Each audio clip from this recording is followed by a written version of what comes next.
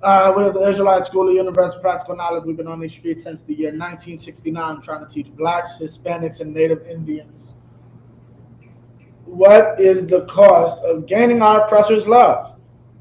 Like, what do we gain? Like, what is the cost of it, first off? Like, that's the main topic. But here's the real question. What do we gain from it? What do I actually get out of trying to gain the love of my oppressor? I think the RZA came out with a statement months ago, a few years ago rather, saying that if we dress better, once again, if we dress better, we wouldn't have these problems, right? Our way of dress is what caused this. They started to bombard his Twitter with images of men in suits being hung, right? The problem is we as a people don't understand that. Like, our people don't understand that there's a cost. What's called the goal of seeking our oppressor's love doesn't weigh out the cost. It's pointless.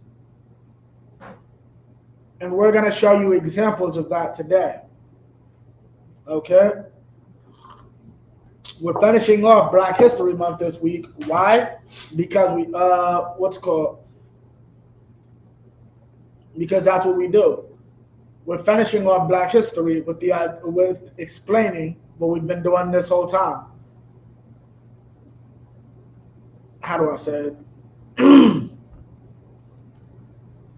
We've been explaining trying to get. Black History is basically about us trying to love our true. We don't learn true Black history. We covered this in the beginning. How nobody knows who Tucson is. Most people don't know who Nat Turner is, right? They don't know about Denmark Vesey. They're taught about men and women who help American society, and that's pointless. They game it's so real. Like, they game you up like these are great men and women who just buckled down and got everything they needed, right? But they always try to glance over the fact that look at how evil the obstacles they had to overcome were, right? But you ever notice how they never say it's about independence? They never, why is it that segregation isn't upheld? Huh? Because somebody on the line try to answer that. Why isn't segregation upheld? Like, why doesn't Simon Berry have his own movie? Why the cat who owned a bus company in Tulsa, Oklahoma?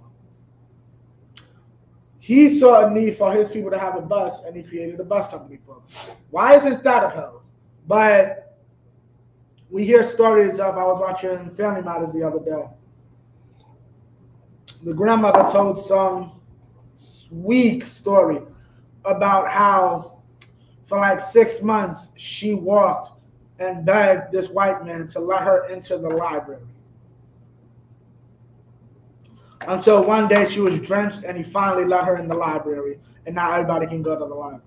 Why is that upheld as a beautiful story, but I'm going to build my own library is not a beautiful story?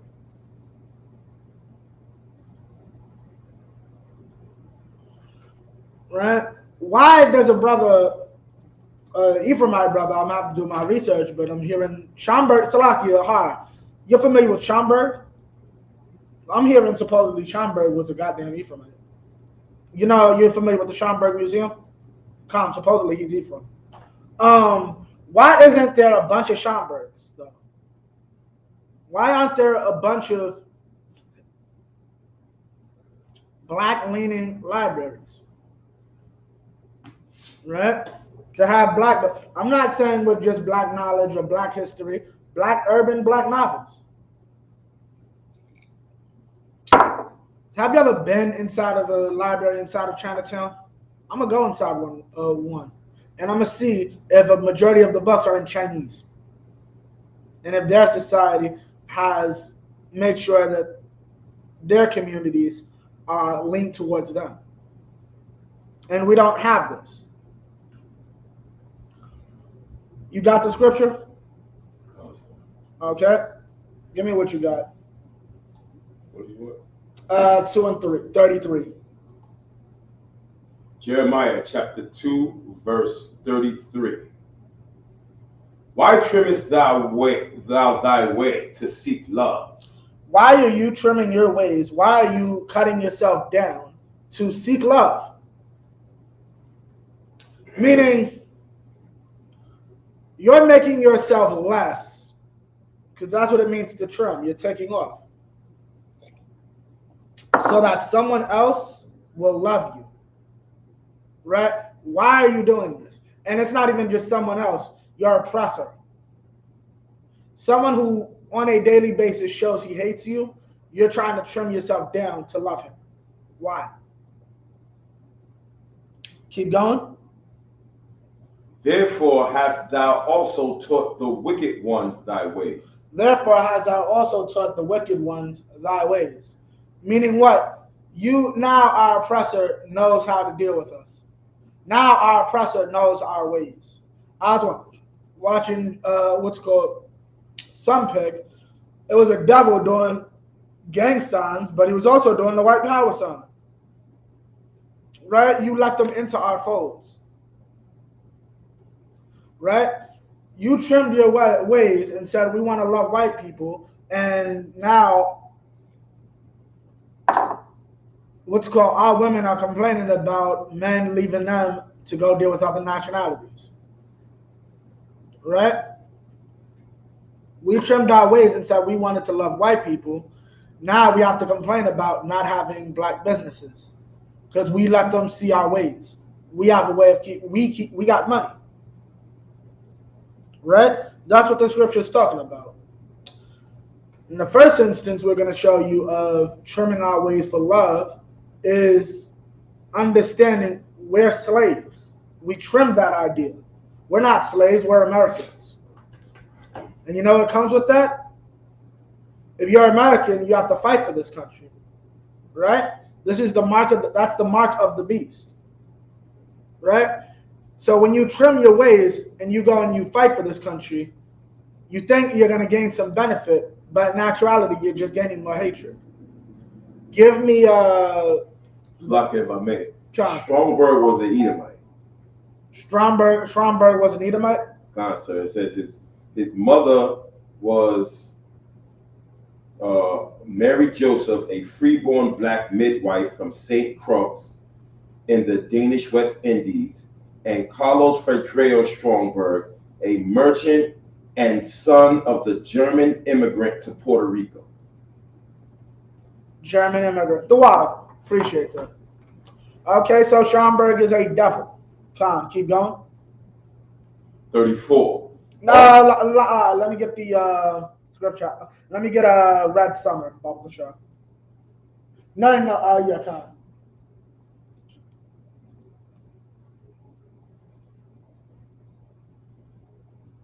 Red Summer.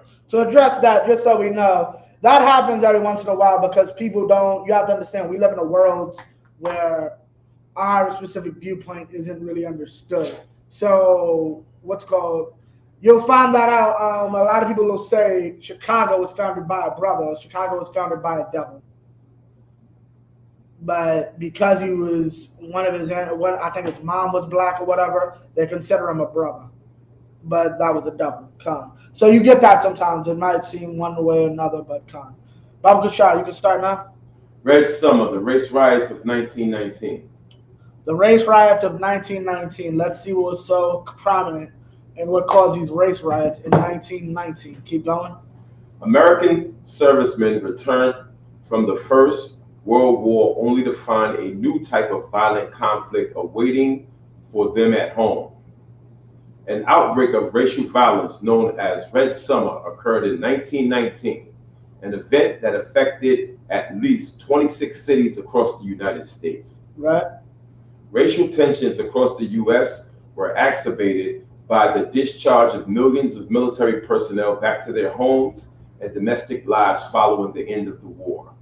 Competition for opportunities in post-war America, combined with a radically changed social landscape, placed whites and blacks in conflict with one another, leading to tragic results. World War I intensified the Great Migration, the mass immigration of African Americans from the rural South to the industrial North and Midwest in hopes of escaping the poverty and discrimination of Jim Crow laws. Now, so what you're finding out is basically to summarize, World War One happens, right? Around the same time, you have the Great Migration. You're familiar with the Great Migration horror? Basically, many of our people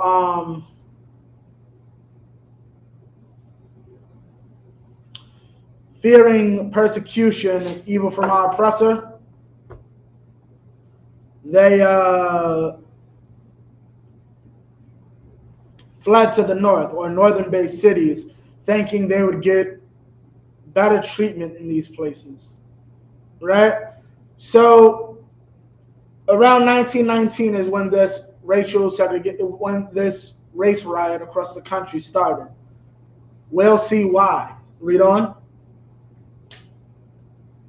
By the summer of 1919, approximately 500,000 African Americans had resettled in northern cities. Right. In many cases, northern whites, many of them newly arrived immigrants themselves, did not welcome back black newcomers.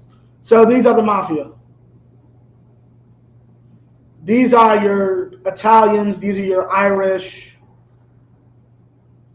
What other groups were coming around back then? But basically them. These other groups. The French were kind of pretty much already here. Basically, the immigrant group. Basically, everybody you learn about from Ellis Island in the late 1800s to the mid 1900s. Keep going. When the war ended, many returning servicemen resented that their vacated jobs had been taken, particularly by African Americans. Now I'm about to break something down that the tribe of Judah does not understand. So keep going. Black laborers already suffered from a negative reputation in the white working community for their use as low-wage earning strike breakers or scabs. Or what? Or scabs. Or what? Or scabs. Salagia, ha, you know what a scab is? La? A low-wage earning strike breaker. Well, no, but do you know what they actually do? Basically, a scab is this. You are trying to get something from you want 50 cents more. You want 30 minutes more. You want an hour break instead of a 30-minute break. You want a 15-minute break, right? So you're playing hardball with your boss. Okay, no sweat. Nobody works. The whole factory shuts down. What are you going to do now? Give us our 50 cents? Give us our hour lunch? Or else your factory is losing money. Esau would hire Jake. Basically, you want extra 50 cents. I can pay a nigga a quarter. The actual statement was, you have to, basically the way it works, so we understand inflation. A devil born and raised in the United States, like a founding father's devil, you have to pay him a quarter. The Irish and Italians, the immigrants, 15 to 20. Us, we're glad with 7 cents. 10 years ago, my dad used to work for 3. Esau hated us because we underbidded everybody. Why am I breaking this down? Because Judah's stupid now. Judah does not realize Mexico, Issachar, or the Mexicans are in the same predicament that blacks were in at the start of the 20th century. Okay? First off, General Hyman explained this to me years ago, and this is so true. Nobody can steal your job. And I'm going to say this again. Nobody can steal your job. Hard. Can I come to your house? Can I log into your job or whatever, right? And do your work and get paid off your money? Can I go to your job site? Say you work at Home Depot. Can I just put on a Home Depot apron and just start stocking shelves and say, ha, ha, ha, I took your job now? Is that possible? No, right? Here's the thing, though. So how am I stealing it? You know what happens? Your boss is an a-hole. Your boss is an evil man and says, I'm in a worse position than you are. And because of that, I'm more desperate. I'm more willing to take less. So I'm going to get rid of you and stop paying you 15 because I'll only take 10. I'll only take 7. And then Judah, African Americans today are too stupid to realize our oppressor's the one evil in the dealings with the Mexicans. You destabilize their country, and then when they come begging you for something, you want to give them the bare minimum, and then when you give them the bare minimum, they're evil and destroying your country by making it work off pennies. Right? Now give me what you got. Keep going. Who would keep factories in operation while the employees went on strike? Who would keep factories in what? In operation while employees went on strike. You're keeping the country running.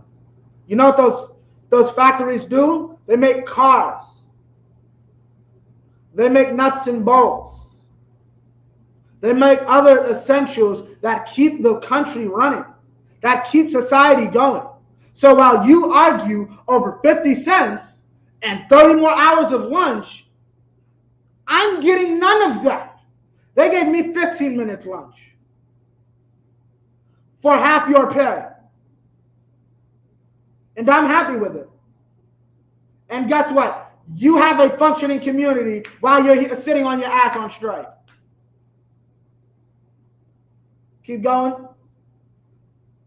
The situation was made worse in the aftermath of the Russian Revolution of 1917. You could drop that next paragraph. Many whites feared that the return of tens of thousands of black veterans with experience living abroad and, more significantly, having received military training. Because you can't have brothers knowing how to use guns and be militarized. Keep going. Would be unwilling to resubmit to traditional political and social subjugation in the U.S. What does that mean? Unwilling to resubmit to traditional political and social subjugation in the U.S. What does that mean? Anyone online want to try to give it a guess?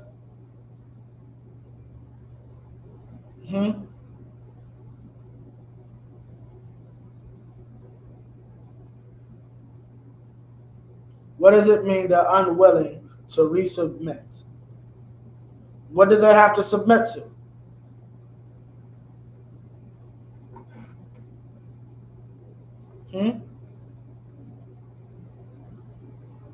What would they have to resubmit to?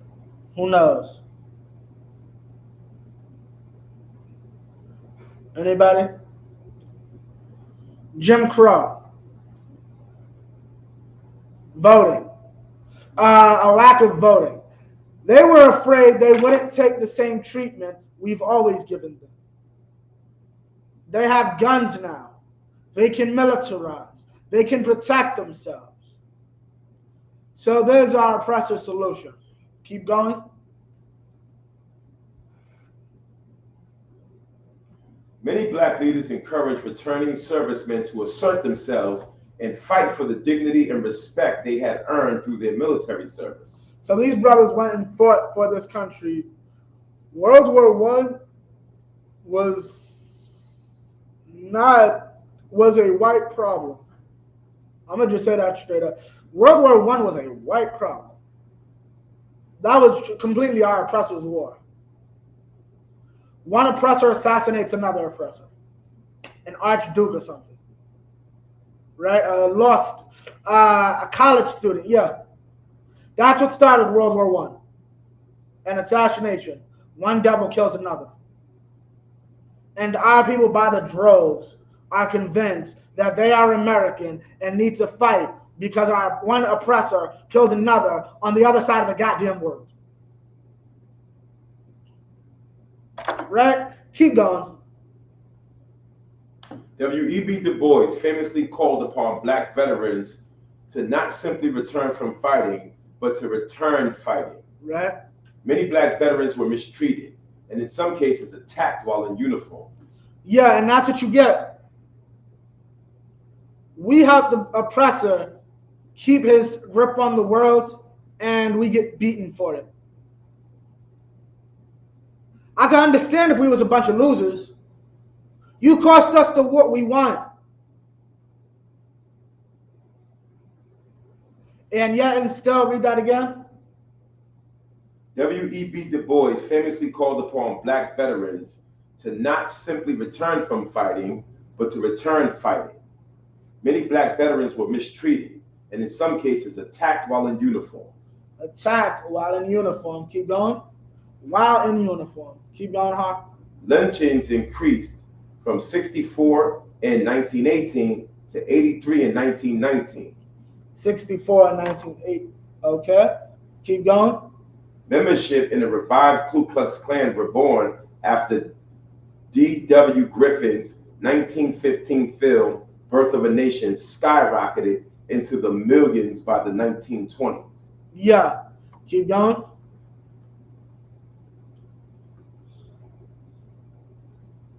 Most violent incidents during the Red Summer of 1919 were not initiated by fringe white supremacist terror groups. Wait, read that again. Most violent incidents during the Red Summer of 1919 were not initiated by fringe white supremacist terror groups. What does that mean? They weren't Klan members that were going around doing this. They were your ordinary, average, everyday white people. What were they? Trump voters. They were Democrats. They were Republicans. Keep going. Many of the ordinary white civilians. Wait, what? Ordinary white civilians. Keep going. And veterans unaffiliated with the Ku Klux Klan. Wait, veterans, meaning the people who served with these black men. They had no leanings to the KKK. Their leanings were to the American government, who said black men and white men should fight for America together. Right? This is what they did. Keep going. Ordinary white civilians and veterans unaffiliated with the Ku Klux Klan or any other racist organization formed most of the mobs. Formed a few of the mobs. Most of the mobs. One or two. Most of the mobs. Most of these mobs were formed by non-KKK members, going around beating and harassing black servicemen. This is black history. You want us to talk about black history, right? This is black history. Why didn't you learn this in school? Keep going. Many of the dozens of incidents that occurred over the course of a year were made far worse because local, state, and federal officials hesitated in taking action or turned a blind eye to the violence. You mean so all that freedom that those black men fought for, they didn't get to enjoy it? Keep going.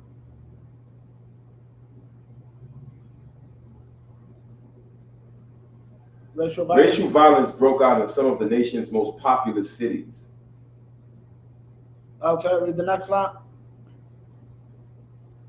A 4-day riot in Washington, D.C. began July 19th when a rumor that black men had assaulted a white woman incited mobs to attack local black neighborhoods and assault random African American individuals on the streets. Yeah, this is what they do. This is Black history. Read on.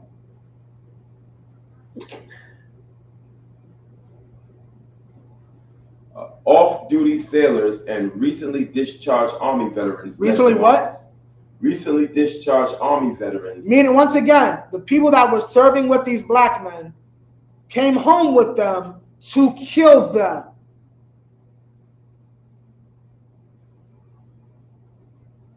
I'll repeat. The white men that fought with them in World War I came home to kill them.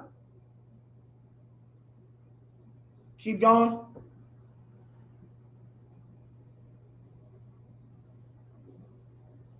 When local police were overwhelmed by the mayhem, Washington's black community banded together to fight back, arming themselves with bats, clubs, pistols, and knives. Soon, black mobs were attacking white passerby just as indiscriminately as whites did to blacks. In nearby Norfolk, Virginia, a parade celebrating the return of a unit of African American troops from Europe turned into a bloody melee, and 2 black servicemen were killed.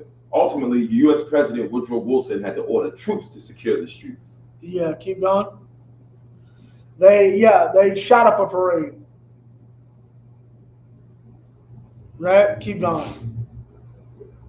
Washington was closely followed by a massive race riot in Chicago. Riot erupted on July 27 when a black teenager drowned after being hit with stones when he and his friends drifted near de facto whites-only beach. Yeah. This wasn't a serviceman. This is a little child who got too close to a white-only beach. Keep going.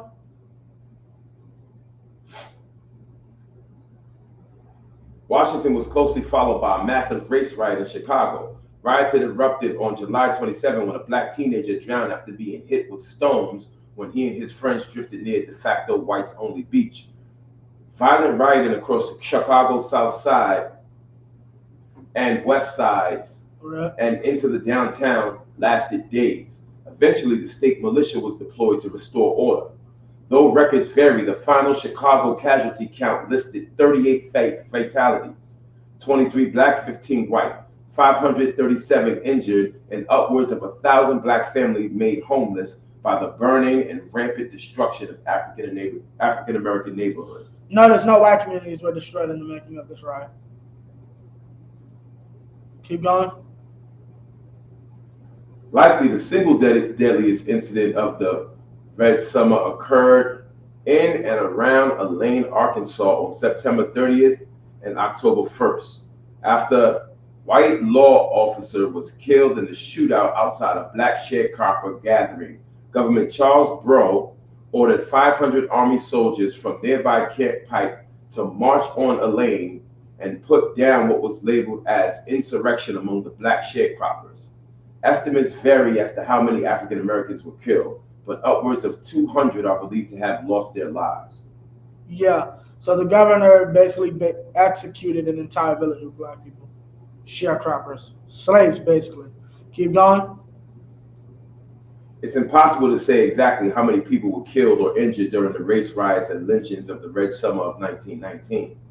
Official records for some incidents were poor and never documented. We know that hundreds of people lost their lives, thousands were injured, and many more were forced to flee their homes. Yet one legacy of 1919 was the growing confidence and desire to fight back in the streets and in the courts and in the voting booth. Yeah, you can stop that now. Now it's getting mushy. So what does that teach us? Title of this class is, what is the cost of your oppressor's love? Your life. You try to seek your oppressor's love, you will lose your life. You will lose your life. Now, understand. Do you know what I call those men who had to deal with that hard? Guess what I call them? It begins with an S. You know what I call the men that got lynched when they got off the bus from war, I call them survivors. Men that got lynched, they're survivors. You know why, Har? Didn't they just get off a bus from war? World War One. Give it to Esau. I'm gonna just give him a hand real quick. Esau, like, since the Civil War, every major American war has raised the standard on war. During its time, World War One was it was the first time. Understand, that's the first time you actually had machine guns. You survived World War One, you were somebody. World War Two, now that's a whole other story. But if you survived World War One, you were a survivor. You understand, before World War One, this is a gun. This is a rifle. Blah. Missed. Blah. World War. Yeah, you have to survive that. Right? Can you imagine? Those are survivors. That's what they came home to. We survived war. We kept everybody safe on the planet, right? Yeah, now we get hung from trees. Why? Because we might want to help our neck of the woods. This is what seeking your oppressor's love does.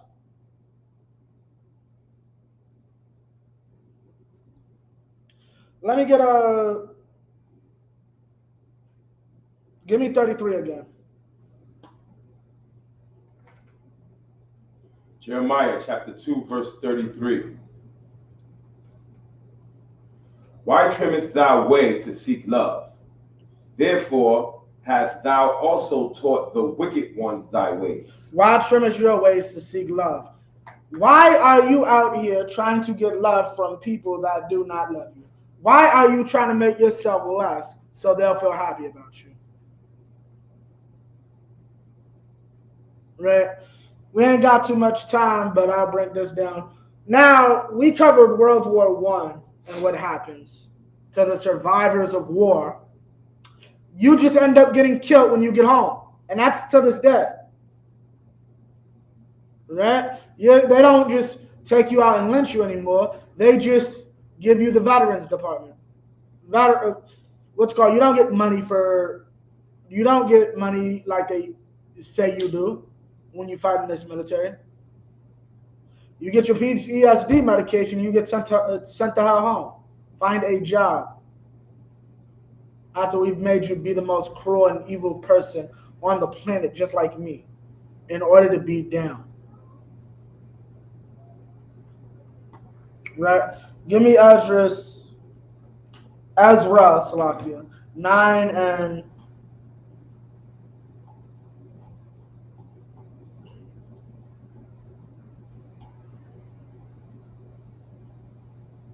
11. Ezra 9 and 11. Right? And now we covered that.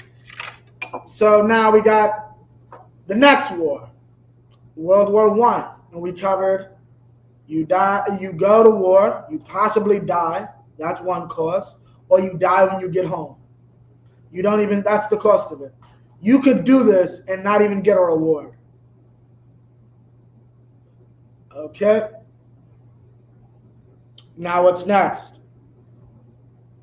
What's called World War II.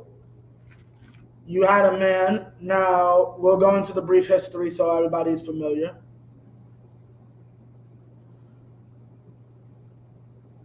You go, you come back, and you become Jackie Robinson. Jackie Robinson is a World War II veteran. For those who may not be aware, Jackie was picked for a multitude of reasons. For the record, there was a black Babe Ruth. The brother's name escapes me, but there was a black man on par with Babe Ruth. The problem is, he was the black Babe Ruth. For those who are unaware, Babe Ruth had a history of drinking and womanizing, so on and so forth. The brother also supposedly had the same problems. So when it came to it, they wanted the best specimen for the job. Jackie fought for the country, right? He was young, he was youthful, so on and so forth. He was the perfect person to put on the forefront to make black people, to make us seem more appealing to our oppressor. Slack if I may. Khan. The person they refer to as the Black Babe Ruth, his name is Joshua Gibson. Khan, I believe that is, yeah, Khan. Okay. The water, huh? Always in the cut. Khan. So this is why they picked Jackie. Because he looked good, he looked appealing to white eyes. Right? Even when they asked him, how are you gonna feel playing with white boys? Well, I had to cooperate with white boys in World War II.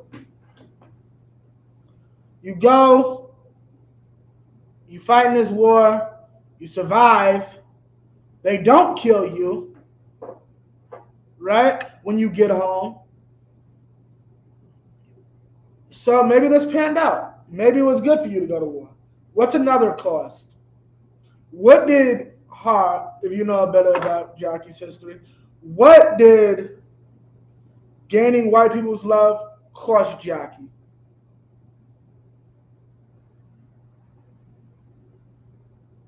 You got the videos? Play this first one. God, do what you got to do. We're about to see what this all cost him.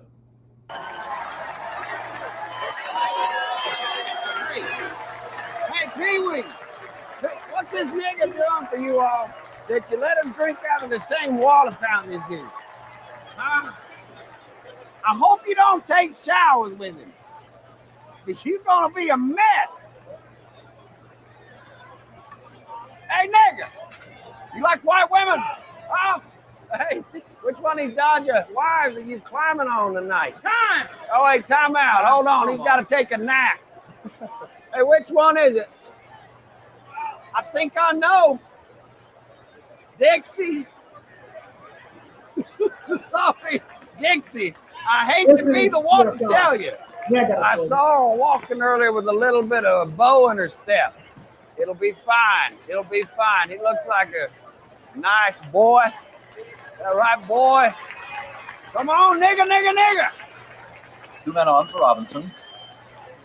Here's the pitch from Leonard. 1 on, and it's a towering into his pop-up.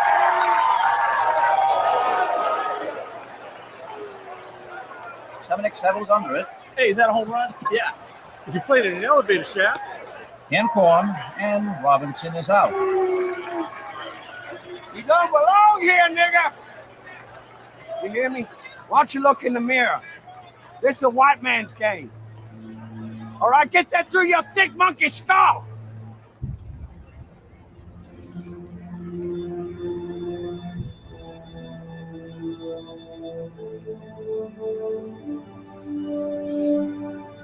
Look at me, baby.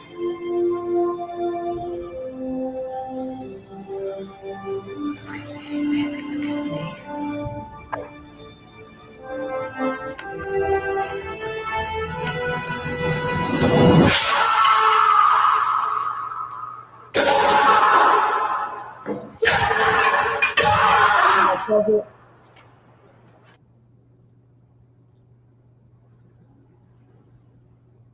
That's the cost of your oppressor's love.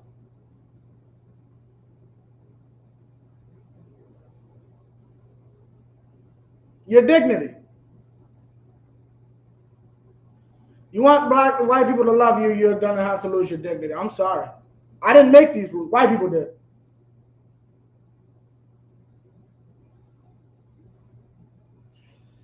The devil, Harrison Ford is playing, basically tells him, like, yo, I want somebody who has the strength not to fight back. Fighting back is a human reaction. I'm sorry. It's not strength. It's actually, to not fight back is actually the opposite of strength. Not even the opposite. It's insanity. You're going against human nature.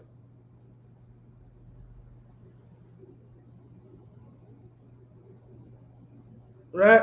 And that's the problem. We are trimming our ways to seek love. Would he have taken that from somebody in the Negro Leagues? That's the real question. Let me get what you got, Ezra.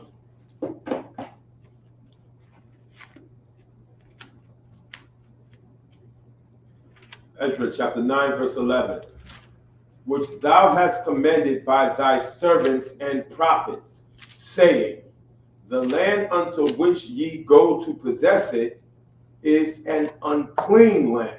It is an unclean land. This is an unclean and evil place, right? Why should we want our love to have love in such an unclean and evil place? Who wants a stripper to fall in love with them? Well, a lot of y'all idiots probably, but in all honesty, nobody wants the love of a disgusting woman. Keep going. It is an unclean land with the filthiness of the people of the land. With the filthiness of the people of the land. Keep going. With their Now stop. Understand that. Nobody likes Americans. When you go out and let people know you're American, yeah, they look at you different. Nobody likes this place. That's what that verse is talking about. Keep going. With their abominations, which have filled it from one end to another, with their uncleanness. Meaning what? The entire land there's nowhere that is untainted. That whole land, this whole land is filthy. Right? Keep going. There is no place you cannot find, well, maybe a few southern states, but yeah, soon there will be all gender bathroom in every state in America, in every business in America. That's what that's talking about. Keep going. Verse 12. Now therefore, give not your daughters unto their sons, neither take their daughters unto your sons. Meaning what? We are not to mix with these people, right? We are not to marry these people. That is in the scriptures. Read on.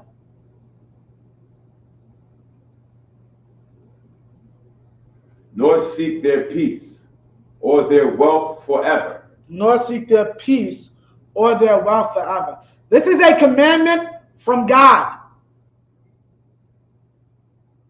Thus said, we are not allowed to seek their peace or their wealth forever. Right? Jackie Robinson sinned by joining the Brooklyn Dodgers. And this sin, I need y'all to understand this. I say this all the time. Sin is not some magic ookie spooky. Sin is a crime.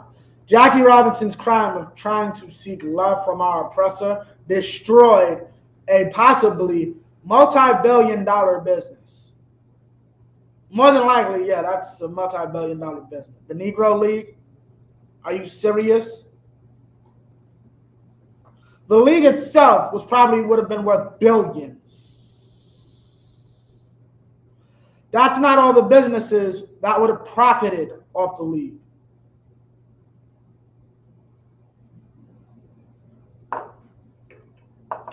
I don't blame Jackie Robinson completely, but any leader that had a hand in integration as a whole, you have destroyed the black community. We are so much broker because of you. And it is crazy. We are still number 2 consumers on the planet.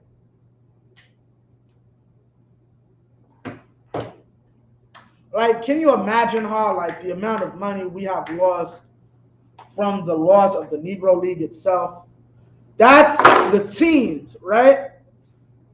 That's all the food businesses that fed people at the games.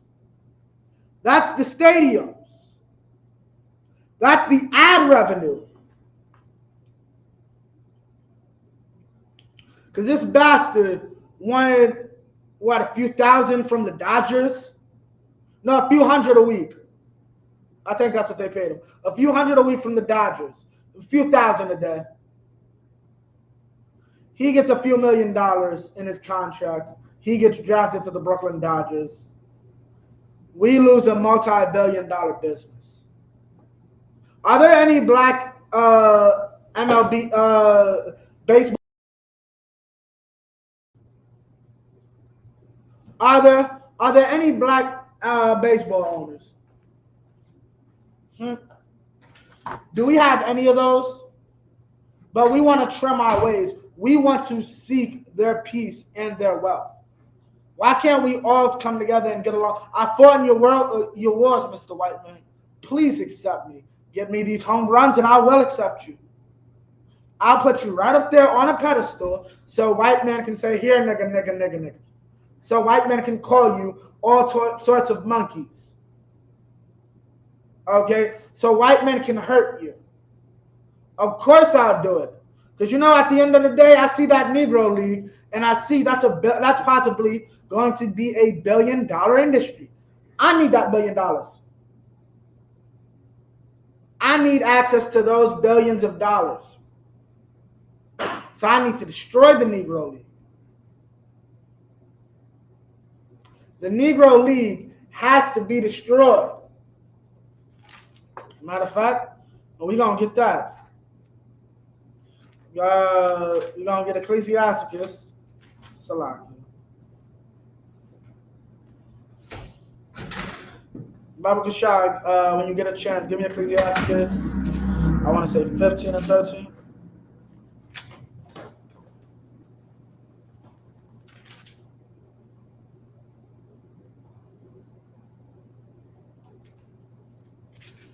Salakia, 13 and 11. Oh, 9 actually. 13 and 9, Baba Kashag, when you get a chance. Ecclesiasticus chapter 13, verse 9. If thou be invited of a mighty man, withdraw thyself, and so much the more will he invite thee. Jackie Robinson should have turned down that offer from the Brooklyn Dodgers, and they would have just wanted him more. Right? Keep going. Verse 10. Press thou not upon him. Don't try to be up in this great man's face, right? Keep going. Lest thou be put back. Stand not far off. Last you'll be put back. What does it mean to be put back? You'll be last still. Yeah, you're the first black baseball player, but how many black owners are there in baseball throughout history? See if you can look that up, how when you get a second. Any black owners in MLB? Right? Do any black men own anything in the MLB? In Major League Baseball? Any teams? Are any baseballs made by black men? Are there cleats made by a black man? Keep reading. Lest thou be forgotten. Lest thou be forgotten. Keep going. Verse 11. Affect not to be made equal unto him in talk. Okay, Con. So what does that mean? Don't go out saying we're going to be equal, and it's all words. It's in talk. How are we equal? You're the boss, I'm the worker. Right? I'm still playing on your team. Right? Affect not to be made equal with him in talk. Keep going. And believe not his many words. Well, you're going to be equal. You're going to be just like the rest of the white players. The white players have an opportunity to keep going. For with much communication will he tempt thee. With much communication he will tempt thee. Right? Keep going. And smiling upon thee will get out thy secrets. And smiling upon thee will get out thy secrets. Okay, what is the secret? The Negro League could be worth $1 billion. That's the secret. 12. Verse 12. But cruelly he will lay up thy words. He's going to take that information and use it for himself. Keep going. And will not spare to do thee hurt. And he's not going to think about you afterwards. Jackie Robinson's so great. Like, I remember Jay-Z's like, oh, the Barclays isn't about that. It's about this, and held up a Jackie Robinson jersey. I'm like, you could have named it after him. Why can't it be the Robinson Center? Or the Jackie Center? I still named it Barclays. Because you know why?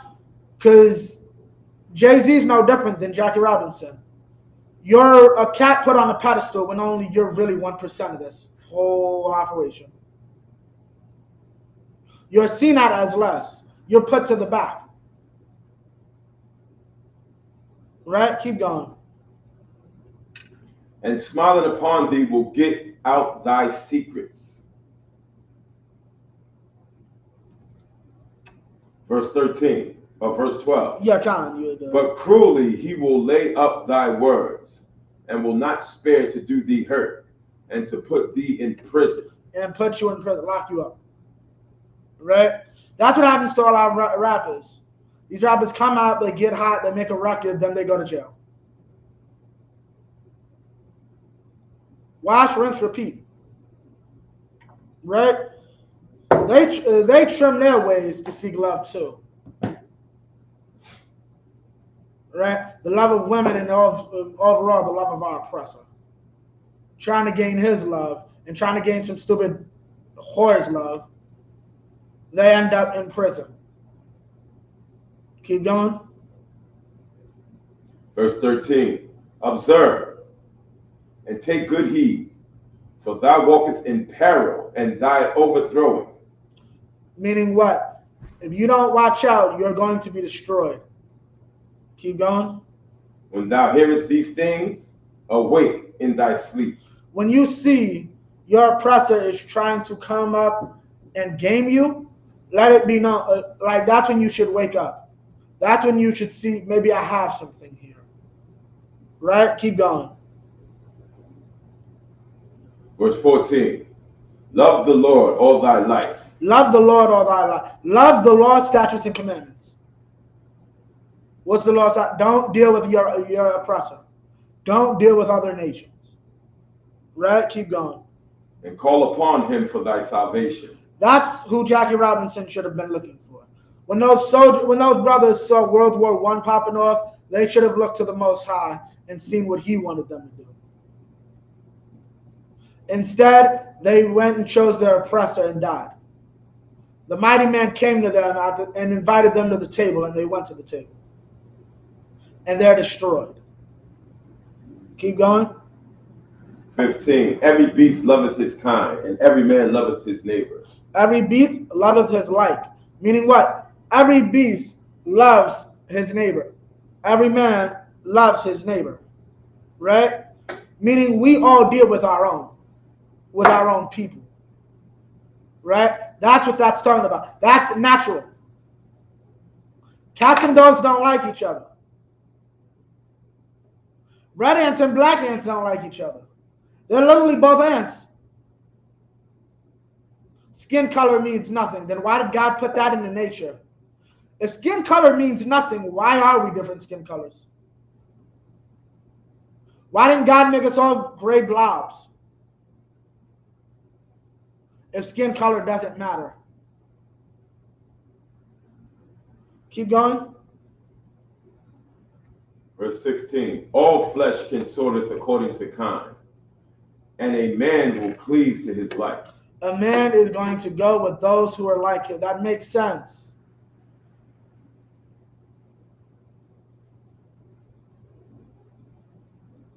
Like, that whole idea that you don't, like, that doesn't even register. Like, the idea of stereotypes, don't understand stereotypes. Hi, you got kids, right? Come on. Here's the thing, though. I don't understand. Our kids take after us. So the idea that black people like fried chicken, wasn't that genetically, what's it called? Why can't we all have an ancestor that like fried chicken? Why can't, why is it that the idea of us, because I don't understand the idea that race is wrong. The race is a concept. It's not. I have things biologically about myself that come from the people that come before me in the same clump. How's that a concept? A sociological concept.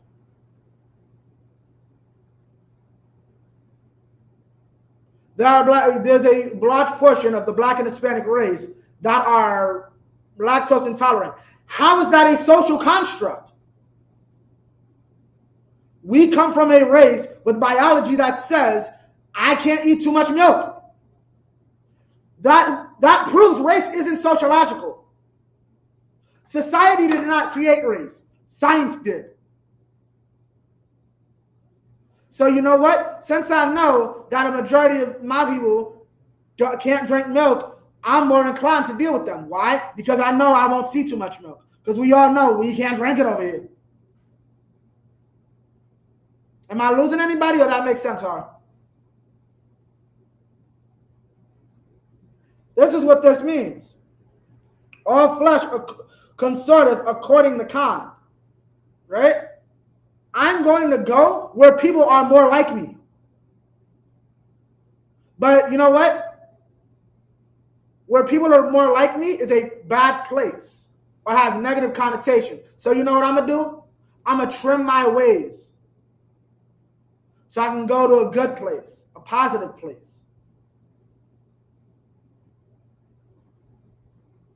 Right?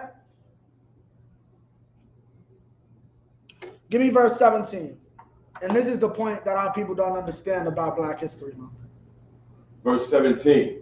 What fellowship hath the wolf with the lamb? So the sinner with the godly. Verse 18. Nah, you good. I'm just trying to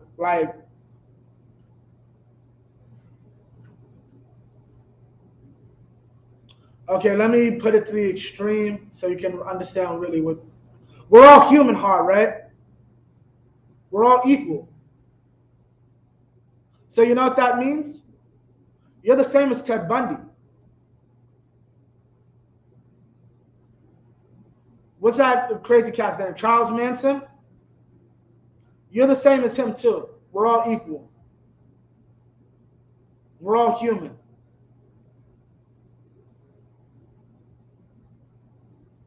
Right?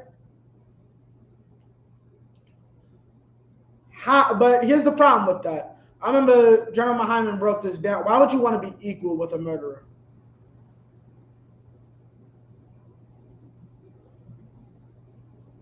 Who would want to be equal with a murderer?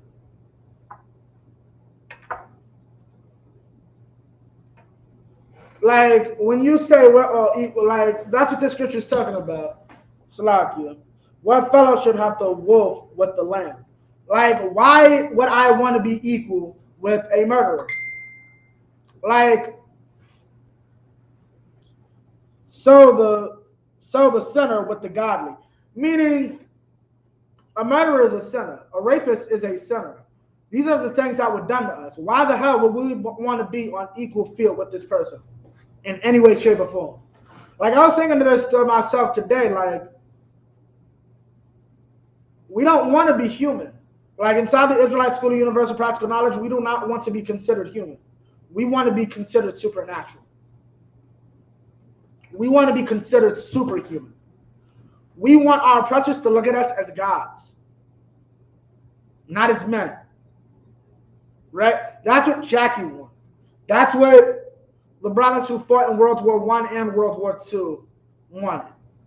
That's what the brothers who lost Afghanistan in a week wanted. To be treated like equals. But our goal isn't to be equal. It's to be above all nations. Right? Keep going. Verse 18.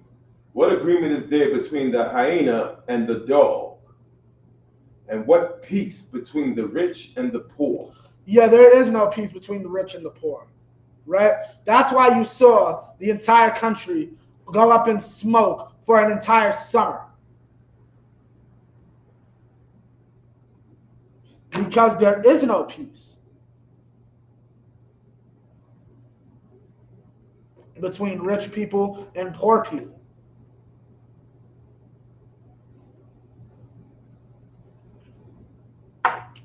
Right?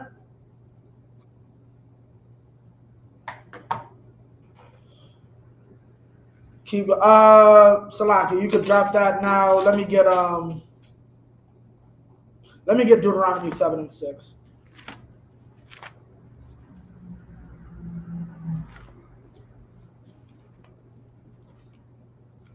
Right? Deuteronomy chapter 7, verse 6. That's time first. For thou art an holy people unto the Most High thy power. Right?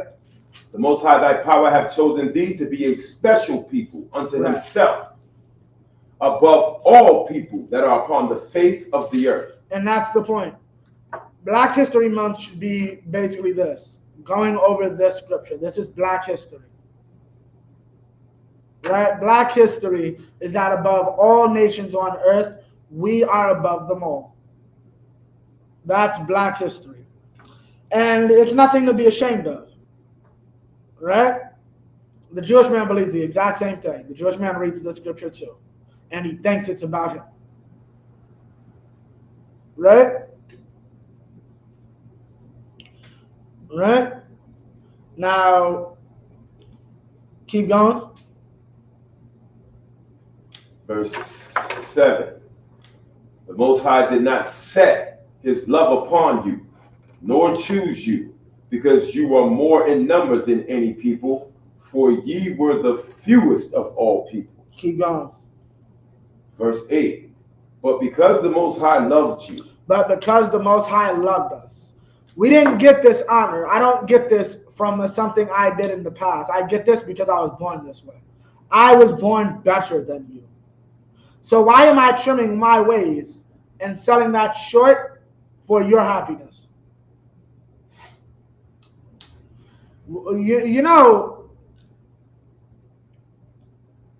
there's less black baseball players in the majors because you destroyed the Negro League. Because they got to share some of it with white people, right?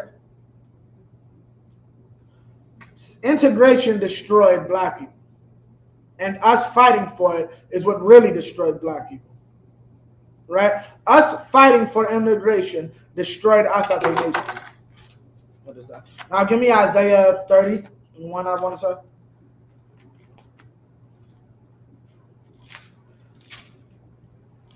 Might be 33. Hold on one second.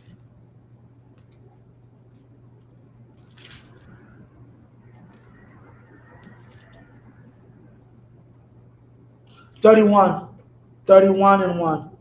Salakia.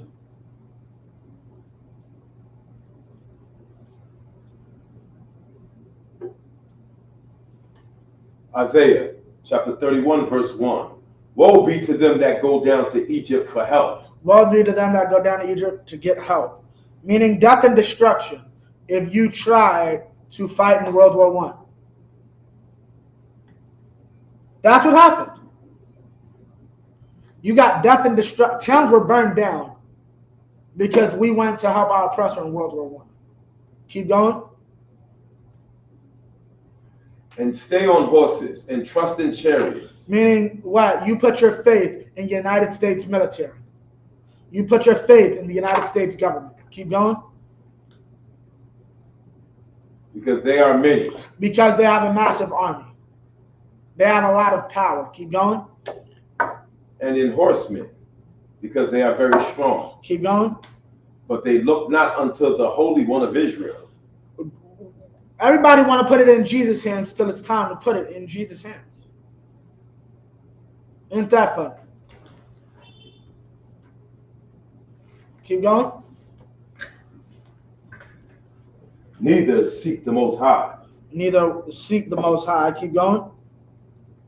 Verse 2. Yet he also is wise. and will bring evil, and will not call back his words, Right. but will arise against the house of the evildoers, Right. and against the help of them that work iniquity. Meaning what? He is going to bring about vengeance and justice. Right? That's what this is talking about. At the end of the day, we were so afraid of America's enemies, we didn't realize God is the true author of justice. Keep going. Verse 3. Now the Egyptians are men, and not God, Right. and their horses flesh, and not spirit. Right. When the Most High shall stretch out his hand, both he that helpeth shall fall, Right. and he that is hoping shall fall down, and they all shall fall together. They all shall fall together. Okay, meaning what? All these people are going to die. All of this is going to fail miserably. Right? Lives will be destroyed in the blink of an eye because of the power of our power. Okay? Now, drop that. Salaki. Let me get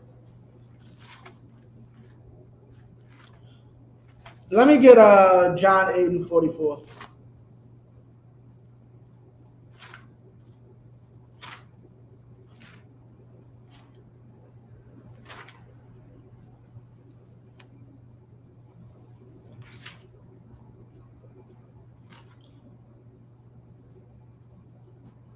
Now, Baba Kushah, you got another video. Which, hold on. One second. Let me see which one you got up here. Okay.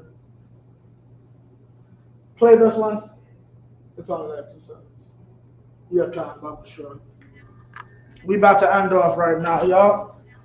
But I just need y'all to see. This is the type of things that should be labeled and shown in Black history. And they don't want you to see this. Oscar Mueller, deliberate. What I mean to say is, he's one of the slowest working pitchers in the game.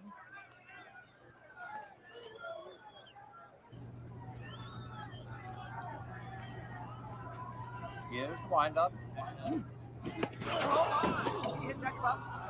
Yeah, pause it. This is what I mean by your dignity. So he's not even just losing dignity. He's being literally beaten. Did you get that other one? I didn't send it. They were threatening. He had to deal with hate mail, threatening mail, right? We get the same thing here in the school. But we get it because we're actually trying to fix the conditions of Black people. He's getting it for playing baseball. He gets treated this way for playing a sport. Right? He goes through this pain to get their love.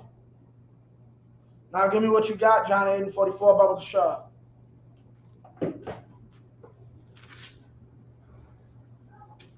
John chapter 8, verse 44. Ye are of your father the devil, and the lust of your father ye will do. Ye are of your father the devil, and the lust of your father ye will do. What does that mean? Meaning you're going to do whatever your father thinks is right. Your father thinks that it's right to go through all manner of pain. Why people really think that struggling is the best way to get what you want? Like going through the worst type of pain, especially for you. You should struggle for everything you want, right? So what's called, the youth should go through that, which is what Jackie's doing. Jackie and Martin Luther King will take hits to the face in order to love their oppressor. That's the cost of your oppressor's love, a hit to the face. Being spit on. Dogs biting you in the behind. Being hosed. This is Black history. Why? So Macy's can take your money and the black shoe store goes out of business. That's the cost of your oppressor's love. Your oppressor's love cost you a black bank. Now when you finally graduate with a business degree, which every other brother in the hood who went to college has, and nobody will give you a business loan, blame Martin Luther King and Jackie Robinson. Because they taught our people that integration was better than having something of our own.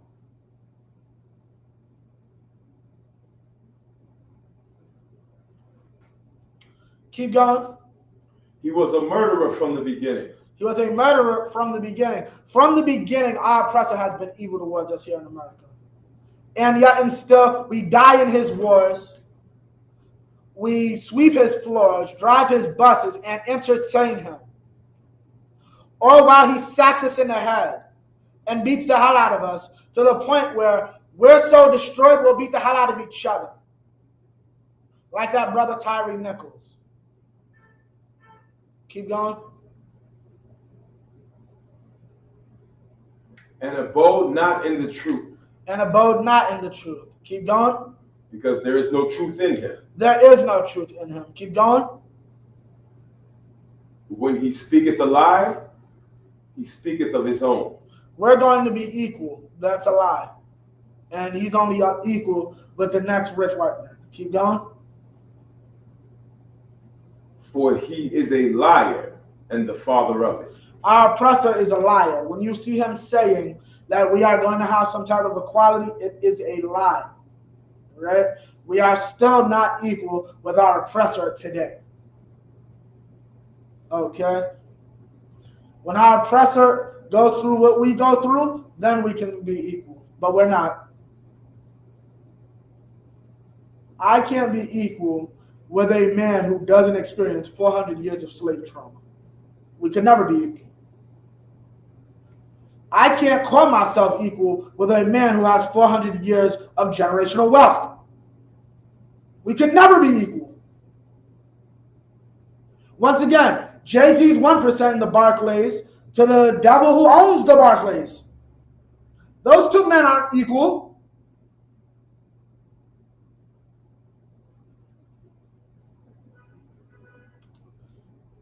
Keep reading. Verse 45. And because I tell you the truth, ye believe me not. Because I say that Jackie Robinson hurt the black community, you're not going to listen to me. Because I say Martin Luther King destroyed the black community, you're not going to listen to me. And at the end of the day, all that shows is you love your oppressor more than you love yourself. And that's another cause of seeking your oppressor's love. Because you naturally change for what you want and what you want to impress. So changing to seek your oppressor's love is the worst thing you want to do.